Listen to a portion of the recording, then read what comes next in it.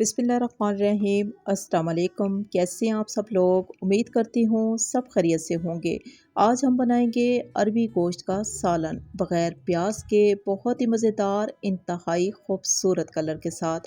अगर आप अरबी गोश्त के शौकीन हैं तो मेरी इस रेसिपी को एक बार ज़रूर ट्राई करें। हम गारंटी देंगे कि सादा मसालों के साथ तैयार किया जाने वाला अरबी गोश्त आपको इंतहा का पसंद आएगा। इसकी तैयारी के लिए हम कुकर का इस्तेमाल करेंगे। अगर आपको अरबी गोश्त बहुत ही मज़ेदार, इंतहाई खुशबूदार चाहिए तो आप कुकर का इस्तेमाल लाजमी करें। हम इसमें डाल देंगे हस्बे ज़रूरत कुकिंग ऑयल या घी। साथ ही शामिल कर देंगे एक बड़ी इलायची, एक छोटी इलायची और एक ही टुकड़ा लेंगे दारचीनी का। अब इन मसालों को फ्राई करने की बिल्कुल भी ज़रूरत नहीं है, फ़ौरन से हम इसमें गोश्त का इस्तेमाल करेंगे। हमने लिया जी बड़े का गोश्त आधा किलो, आप मटन और चिकन भी ले सकते हैं। थोड़ी देर के बाद हम चम्मच का इस्तेमाल करेंगे और गोश्त को ऑयल में अच्छे तरीके से मिक्स कर देंगे। मिक्स करने के साथ ही हम इसमें डाल देंगे रफली कटा हुआ लहसुन और हरी मिर्चें। आप लहसुन का इस्तेमाल ज़्यादा भी कर सकते हैं। अब हमने गोश्त को लहसुन और हरी मिर्चों के साथ इतनी देर तक फ्राई करना है कि गोश्त और लहसुन का कलर जो है वो ब्राउन हो जाए। जब तक लहसुन का कलर ब्राउन नहीं होगा तो गोश्त का कलर भी ब्राउन नहीं होगा। थोड़ी देर फ्राई करने के बाद आप देख सकते हो कि लहसुन और गोश्त का कलर एक जैसा ब्राउन हो चुका है। अब हमने मज़ीद गोश्त को फ्राई नहीं करना, बस गोश्त में हमें यही कलर चाहिए। अब हम फ़ौरन से फ्लेम को ऑफ कर देंगे क्योंकि हम इसी गोश्त में दही का इस्तेमाल करेंगे। आधा किलो हमने गोश्त लिया है तो इसमें ठीक एक पाव दही का इस्तेमाल होगा। हल्का सा खट्टा और मलाई के साथ ही लेंगे। फ़ौरन से चम्मच का इस्तेमाल करेंगे ताकि दही जो है बहुत ही अच्छे तरीके से गोश्त में मिक्स हो जाए। दही जो है वो गोश्त में मिक्स हो चुका है तो हम फ्लेम को तेज़ कर देंगे ताकि दही का जो पानी है वो खुश्क हो जाए। दही का पानी खुश्क हो चुका है तो इस मसाले को इंतहाई खूबसूरत कलर देने के लिए हम इसमें हल्दी का इस्तेमाल करेंगे। हम लेंगे जी आधा चम्मच हल्दी। हल्दी के साथ दोबारा से हम चम्मच का इस्तेमाल करेंगे ताकि हम दही, हल्दी और गोश्त की भुनाई कर सकें। थोड़ी देर तक हम इसी तरीके से गोश्त को भून लेंगे तो आप देख सकते हो कि तमाम रोगन ऊपर आ चुका है और बहुत ही खूबसूरत कलर के साथ ये मसाला तैयार हो रहा है। बहुत ही मज़ेदार, बहुत ही खुशबूदार प्याज के बग़ैर अरबी गोश्त, एक अलग और यूनिक सी रेसिपी आपसे शेयर कर रही हूँ बहुत ही आसान तरीके से।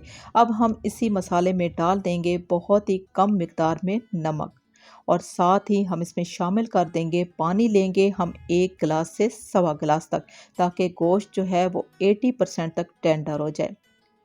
ढक्कन लगाएंगे और एक विसल आने के बाद ठीक 30 मिनट का टाइम लगाएंगे। 30 मिनट के बाद हम चेक कर लेते हैं तो गोश्त जो है वो माशाल्लाह से बहुत ही अच्छे तरीके से गल चुका है और पानी खुश्क हो चुका है। अब इसी मसाले को बहुत ही खूबसूरत कलर और जायका देने के लिए हम इसमें डाल देंगे हस्बे ज़रूरत लाल मिर्चों का पाउडर और साथ ही शामिल कर देंगे आधा चम्मच भर के लेंगे धनिया पाउडर। इसके अलावा हमने किसी और मसालों का इस्तेमाल नहीं करना। अब हम गोश्त को लाल मिर्च और धनिया पाउडर के साथ इतना भून लेंगे कि इसका जो शोरबा या मसाला है इसका कलर बहुत ही खूबसूरत आना चाहिए। हमने गोश्त की बहुत ही अच्छे तरीके से भुनाई कर ली है इन सादा मसालों के साथ। तो हम इसी मसाले में डाल देंगे टमाटर का पेस्ट। 2 बड़े से हमने टमाटर लिए हैं, छिलके समेत थोड़ा सा पानी डाल के हमने इसका पेस्ट तैयार कर लिया है। चम्मच का इस्तेमाल करेंगे और टमाटर वाले पेस्ट को हम गोश्त वाले मसाले में बहुत ही अच्छे तरीके से मिक्स कर देंगे। मिक्स करने के बाद इस मसाले को हमने इतनी देर तक पकने देना है कि टमाटर का पानी मुकम्मल तौर पे खुश्क हो जाना चाहिए।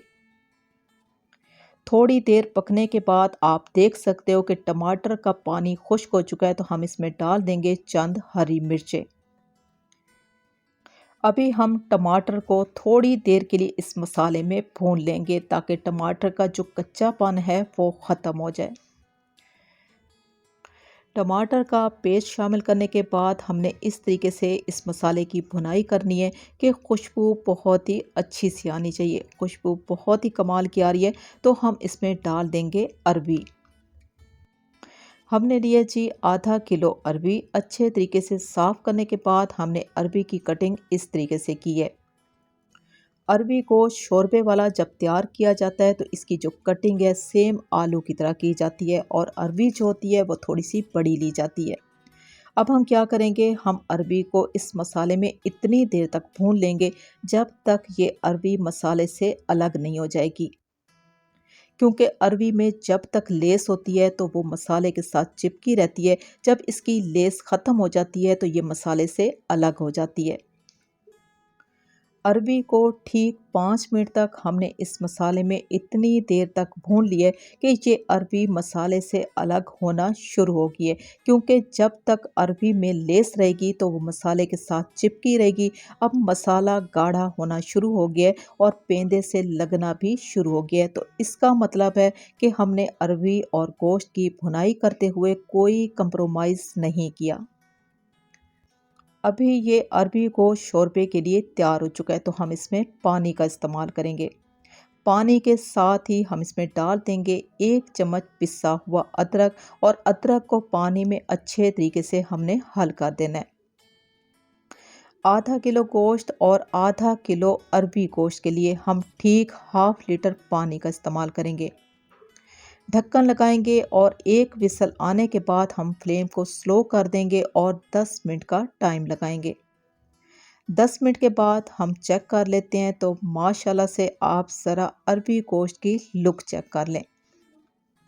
चूल्हे को हमने ऑफ कर दिया है क्योंकि ये बहुत ही मज़ेदार और इंतहाई खूबसूरत कलर के साथ अरबी गोश्त मुकम्मल तौर पे तैयार हो चुका है। आप ज़रा इसका शोरबा चेक कर लें, इसमें बिल्कुल भी लेस नहीं है और ये जायके में इतना लजीज होता है कि आपको फील ही नहीं होता कि ये अरबी गोश्त बना हुआ है। अभी इस अरबी गोश्त के कलर को बहुत ही खूबसूरत और बहुत ही पुरकशिश बनाने के लिए हम इसमें बारीक कटे हुए धनिए का इस्तेमाल करेंगे। साथ ही हम इसमें डाल देंगे पिसी हुई काली मिर्च या हम लेंगे पिसा हुआ गरम मसाला जिसका हम लाजमी इस्तेमाल करेंगे। बहुत ही हल्के हाथ से हरा धनिया और पिसी हुई काली मिर्च को हम अरबी गोश्त में मिक्स कर देंगे। अरबी गोश्त की ये रेसिपी और मेरे बनाने का तरीका आपको ये अलग सा कैसा लगा? अच्छा लगा तो मेरी आपसे रिक्वेस्ट है कि आप मेरे चैनल को सब्सक्राइब कर लें, मेरी वीडियो को लाइक और शेयर ज़रूर कर दें क्योंकि आप लोगों का प्यार ही हमारी सपोर्ट है। इसी के साथ ही मैं आपसे इजाज़त चाहूँगी। अल्लाह हाफिज़।